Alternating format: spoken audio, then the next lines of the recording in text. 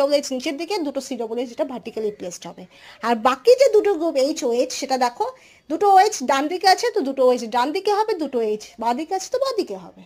তো আলটিমেটলি দেখো যে কম্পাউন্ডটা তৈরি হচ্ছে ফিশার প্রজেকশনে, সেই কম্পাউন্ডারের মাঝ বরাবর কি আছে, প্লেন অফ সিমেট্রি আছে।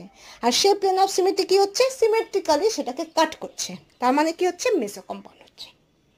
ঠিক আছে, বোঝা গেল? ওকে, ক্লিয়ার।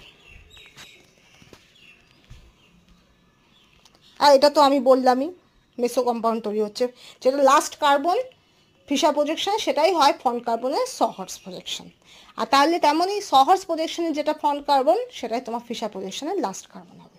ঠিক আছে, ওকে নেক্সট। এবার কিছু কনভার্সন আমি দেখিয়ে দিব। সেই কনভার্সনগুলো আমি আর রিভাইজ করব না, শুধু আমি পরপর দেখাবো, পরপর দেখে যাও জিনিসটা। ওকে,